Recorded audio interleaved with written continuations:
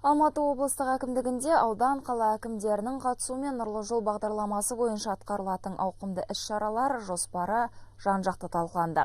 Жетісу жерінде аталған бағдарлама аясында бас-аяғы 3 жылда жалпы құны 85,3 миллиард теңгенің 109 жобасы жүзеге асуы тиіс. Өткен жыл 69 жобаға 38 миллиард теңгеден астам қаржы бөлініп толығымен игерілді. Соның арқасында межелі мерзімде 7 мектеп пен 3 балабақша елге есігін ашты.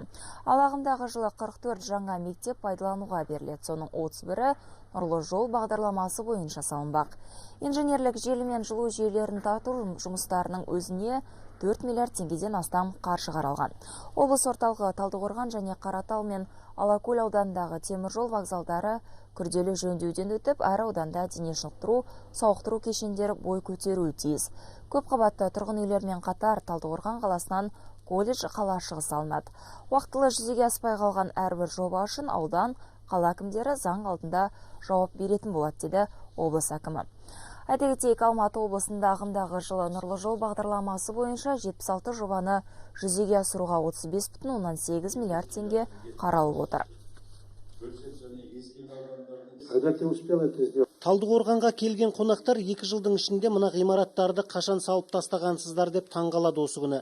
Рәсімдейтін толып жатқан құжаттары болмаса, біз құрылыс нысандарын 3 есе көп салып үлгерер едік. Бірақ заңды белден баса алмаймыз. Ал сендер мына әкімдер беріп жатқан затты алып асықпай жүресіңдер. Бір нысанды саламын дегенше 3 жыл кетеді. Бұл не сұмдық? Нұрлы жол бойынша жүзеге асатын жобаларды біз қатаң қадағалап отырмыз. Соны ұмытпаңдар.